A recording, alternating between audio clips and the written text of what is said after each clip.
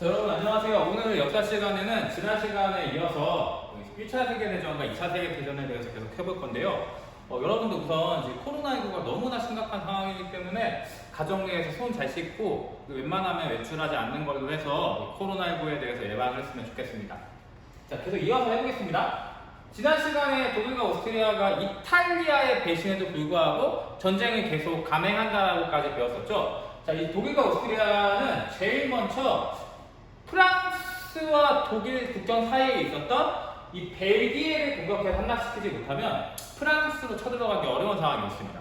그렇기 때문에 독일과 오스트리아는 벨기에를 먼저 이제 공격해서 벨기에를 박살내버렸고요.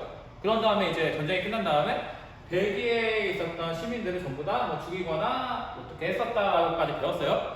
그리고 나서 독일은 이제 프랑스에 쳐들어갑니다. 당시 독일의 신무기는 이 터미네이터가 쏘는 것처럼 이런 최신식 기관총은 아니었지만 이거와 준하는 게들링건이라는 총을 쏴대기 시작해요. 여러분 선생님이 지난 시간에 얘기했죠? 이 게들링건, 기관총이 말 그대로 개사기였다고. 그래서 독일님이 미쳐 날뛰고 있습니다.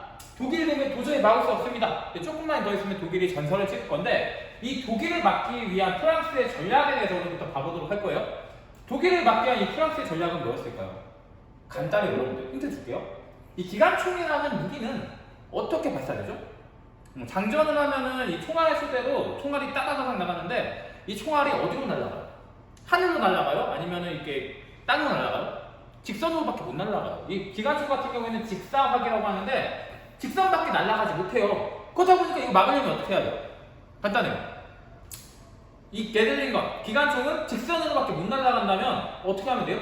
네. 직선으로밖에 못 날아가니까 땅을 파고 밑에 숨으면 기관총에 안전할 수가 있어요. 이렇게 생각했던 게 당시 프랑스 군대와 프랑스 정부였어요.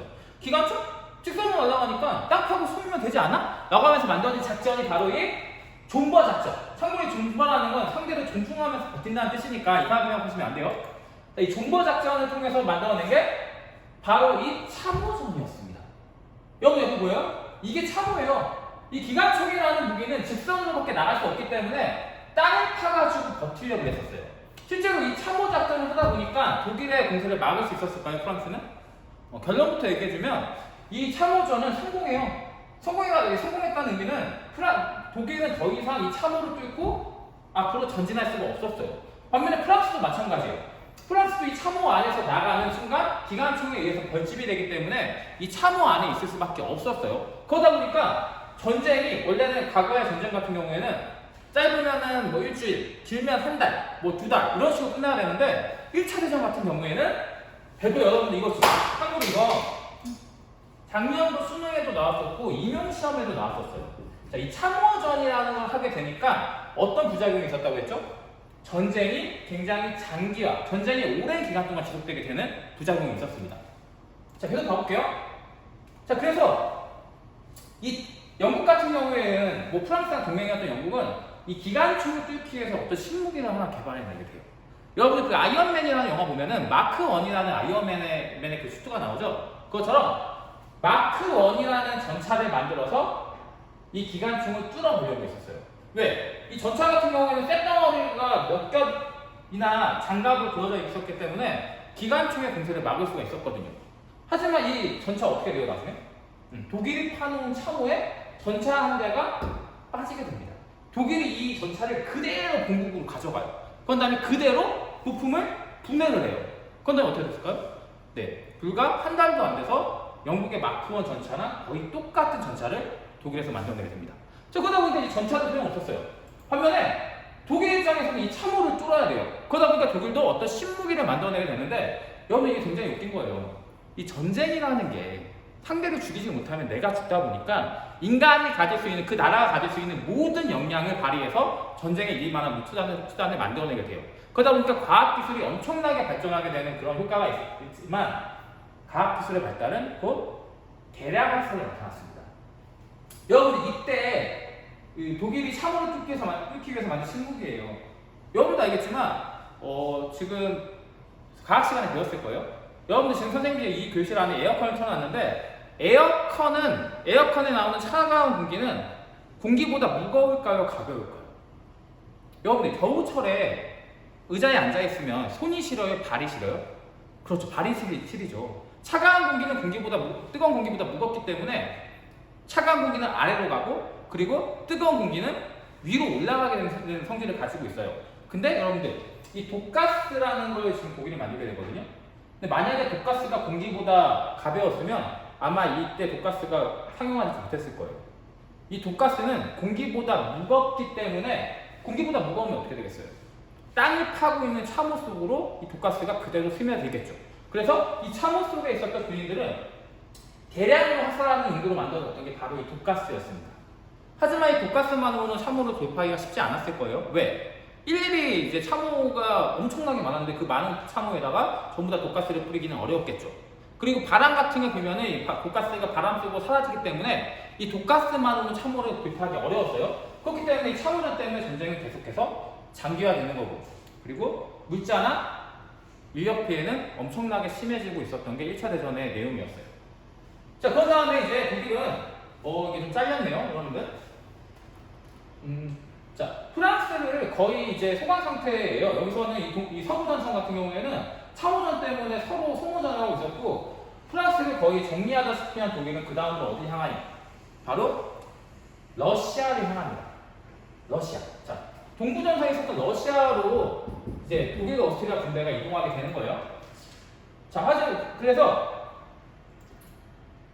그래서 이제 러시아가 독일과 오스트리아 부대를 동부전선에서 맞아서 싸우게 되었어요. 러시아는 알고 있었습니다. 뭘? 독일의 기관총이 엄청나게 강력한 무기고 이건 도저히 막을 수 없다는 사실을 알고 있었어요. 하지만 러시아는 참호를 펼 수가 없었습니다. 여러분들 잘 한번 생각해보세요. 선생님이 지금 힌트를 하나 이 앞장에 가져왔는데 러시아는 왜 참호를 파지 못했을까요? 여러분들 잘 생각해보세요. 프랑스 같은 경우에는 참호를 파가지고 독일의 기관총을 막았다고 그랬죠. 하지만 러시아는 왜 참호를 파지 못했을까요? 간단해요. 자, 이거 지금 보면은 이 얼어있는 땅에 삽으로 파고 있는 사람이에요. 삽으로 파고 있는데 땅이 얼어붙어 버리다 보니까 돌덩이보다 더 단단해지게 돼요. 땅이. 그러다 보니까 러시아는 참호를 팔 수가 없어요. 자, 러시아는 참호전이 불가능해요. 이때 러시아가 참호전이 불가능하기 때문에, 그리고 또 더군다나 독일은 지금 동부전선 러시아 쪽뿐만 아니라 프랑스와의 국경지대에서 많은 병력과 물자를 소모하고 있었죠. 그래서 러시아는 이때 이런 전략을 쓰게 됩니다. 그게 뭐냐면 돌격이에요. 저들의 기관총이 총알이 많아봤자 우리는 더 많은 병력이 있다라고 하면서 이 러시아 부대가 기관총에게 말 그대로 개돌하게 됩니다. 그냥 돌격하게 되는 거예요. 결과 어떻게 될까요?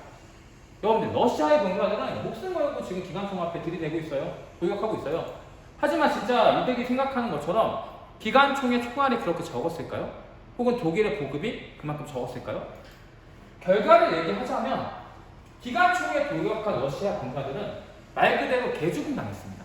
아무것도 하지 못하고 이들은 그냥 기관총 앞에 벌집이 되어서 죽어갔어요.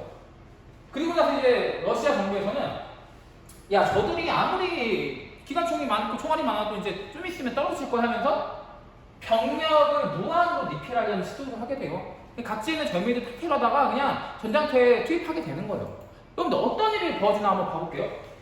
자, 이제 러시아는 전쟁으로 인해서 사회혼란이 엄청나게 심해져요. 여러분 한번 생각해보세요. 지금 학교나 뭐 어디 정부에서 여러분들한테 기관총 앞에 돌격해라, 나라를 싸워서 죽어라, 다 같이 죽자라고 얘기하고 있어요. 여러분 같은 경우에는 개죽음 당하고 싶습니까? 제가 만약에 이때 당시 러시아 사람이었으면 이건 너무한 거 아니냐 하면서 반발했을 것 같아요. 그럼 여러분들 부모님들은, 가족들은 여러분들이 개죽음 당하는 거 좋을까요? 과연 부모님이 잘 갔다 우리 아들 가서 잘 죽어 국가 위해서 파이팅 뭐 이런 식으로 할까요? 절대 아니라는 겁니다. 가족들은 여러분들이 무사하고 건강하게 자라기를 원해요. 그리고 또 한 가지, 지금 전쟁이 났기 때문에 러시아의 모든 물자는 전방, 그러니까 국경선으로 이동하고 있었어요. 전쟁 나면 국가에 있는 모든 물자를 모아다가 전쟁 물자로 사용하게 되거든요. 그럼 당연히 물건이 귀해지게 되겠죠. 다 전쟁 물자로 빠져버리니까. 그러다 보니까 당연히 물가는 폭등하게 됩니다.